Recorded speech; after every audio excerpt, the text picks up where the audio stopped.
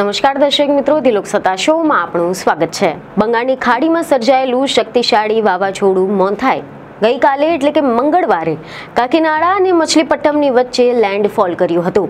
મંગળવારે સાંજે 7:00 વાગ્યાની આસપાસ લેન્ડફોલની પ્રક્રિયા શરૂ થઈ ગઈ હતી અને ત્યાર પછી આ વાવાઝોડાએ કાકીનાડાનો કિનારો પાર કર્યો હતો અને ધારણા મુજબ જ આ ચક્રવાત મોન્થા આંધ્રપ્રદેશના દરિયા કિનારે ત્રાટકતા મોટા પ્રમાણમાં નુકસાન પણ કર્યું હતું। વાવાઝોડું સર્જાયા પછી આંધ્રપ્રદેશમાં ભારે વરસાદ શરૂ થઈ ગયો હતો। મોન્થાના કારણે તમિલનાડુના કેટલાક ભાગોમાં પણ વરસાદ જોવા મળી રહ્યો છે। મોન્થાના પગલે આંધ્રપ્રદેશ ઓડિશામાં ચક્રવાતની ચેતવણી પણ આપવામાં આવી રહી છે। આંધ્રપ્રદેશના મછલીપટ્ટમના કિનારે ચક્રવાત ત્રાટકતા હજારો વૃક્ષો જમીનદોસ્ત થઈ ગયા હતા। અનેક મકાનોને મોટું નુકસાન થયું છે। ચક્રવાતના કારણે આંધ્રપ્રદેશ, ઓડિશા, તમિલનાડુ, તેલંગાણા, પશ્ચિમ બંગાળ અને કેરળમાં ભારે વરસાદ શરૂ થઈ ગયો હતો। આની સાથે જ દરિયામાં ઊંચા મોજા પણ ઉછળી રહ્યા હતા। ભારે પવન અને વરસાદના કારણે વિશાખાપટ્ટનમના મલકાપુરમ પોલીસ સ્ટેશન પાસે ભારે વરસાદના કારણે દિવાલ પણ ધરાશાયી થઈ ગઈ હતી। જોકે ચક્રવાત મોન્થાને લઈને ઓડિશા સરકાર પણ એલર્ટ બની ગઈ હતી। ઓડિશામાં 11,000થી વધુ લોકોને સ્થળાંતરિત કરવામાં આવ્યા હતા। 30,000થી વધુ લોકો માટે તાત્કાલિક શિબિરો તૈયાર કરવામાં આવ્યા હતા। એનડીઆરએફની 5 અને ફાયર બ્રિગેડની 123 જેટલી ટીમો તહેનાત કરવામાં આવી છે। જો કે એવા સમાચાર છે કે વાવાઝોડું મોન્થા મંગળવારે સાંજે આંધ્રપ્રદેશના તટ પર ટકરાયું હતું। ભારતીય હવામાન વિભાગ એટલે કે આઈએમડીએ મંગળવારે સાંજે જ 7:23 વાગે સોશિયલ મીડિયા પર એક પોસ્ટ કરીને આની પુષ્ટિ કરી હતી। હવામાન વિભાગે તેમાં એવી જાણકારી આપી હતી કે આ વાવાઝોડું મછલીપટ્ટમ અને કલિંગપટ્ટમની વચ્ચે કાકીનાડા નજીક આંધ્રપ્રદેશના દરિયાકાંઠાને પાર કરીને આગળ વધ્યું અને આ દરમિયાન પવનની મહત્તમ ગતિ 90થી 100 કિલોમીટર પ્રતિ કલાકની રહી હતી। એવા અહેવાલો છે કે હવામાન વિભાગની તાજેતરની માહિતી મુજબ આંધ્રપ્રદેશના દરિયાકાંઠા પર તીવ્ર ચક્રવાતી વાવાઝોડું મોન્થા નબળું પડીને સાયક્લોનિક સ્ટોર્મમાં ફેરવાઈ ગયું છે।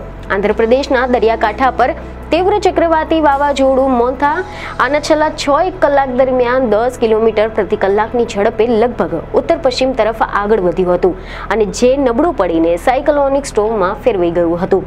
હવામાન વિભાગે એમ પણ જણાવ્યું કે ચક્રવાતી તોફાન મોન્થાના પાછળનું જે ક્ષેત્ર છે તે પણ જમીન પર પ્રવેશી ચૂક્યું છે અને હાલમાં તો દરિયાકાંઠાના વેધશાળાઓ, ઓટોમેટિક વેધર સ્ટેશન એટલે કે AWS, જહાજો અને બોય તેમજ ઉપગ્રહો ઉપરાંત મછલીપટ્ટમ અને વિશાખાપટ્ટનમ ખાતે ડોપલર વેધર રડાર એટલે કે DWR દ્વારા સિસ્ટમનું સતત નિરીક્ષણ કરવામાં આવી રહ્યું છે।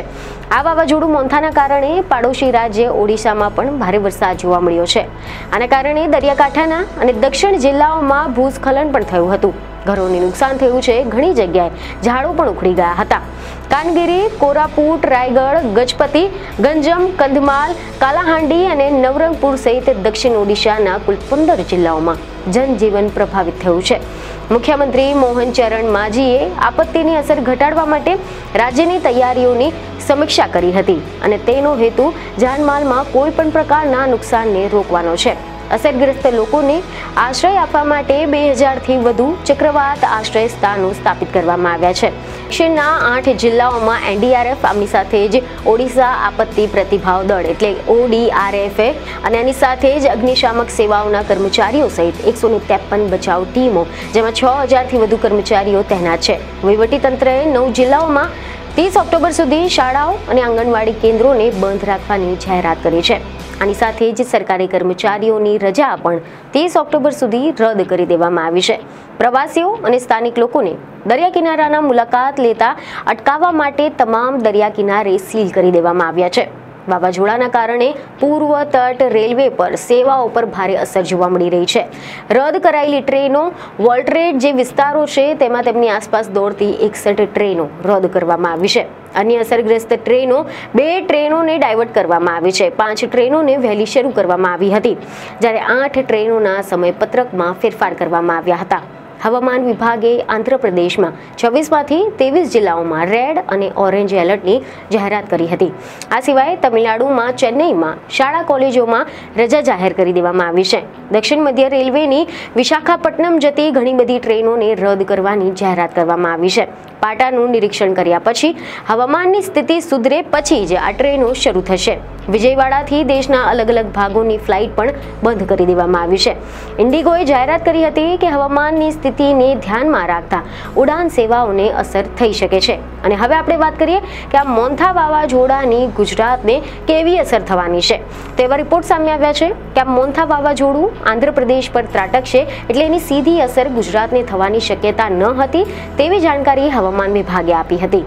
સામાન્ય રીતે બંગાળની ખાડીમાં સર્જાતા જે વાવાઝોડા છે તેની સીધી અસર ગુજરાતને નથી થતી. ઘણી વખત વાવાઝોડું આંધ્રપ્રદેશ કે પછી તમિલનાડુ પરથી ગુજરાત પર આવતું હોય છે ત્યારે તેની થોડી એક અસર થતી હોય છે, પરંતુ જ્યારે બંગાળની ખાડીમાં વાવાઝોડું બને તો એ ઓડિશા, પશ્ચિમ બંગાળ, આંધ્રપ્રદેશ કે તમિલનાડુના દરિયા કિનારે ત્રાટકતા હોય છે, જેથી આ વાવાઝોડું જમીન ઉપર ત્રાટક્યા બાદ તે નબળું પડી જાય અને તેની બાકી રહેલી સિસ્ટમ ઘણી વખત અસર કરતી હોય છે.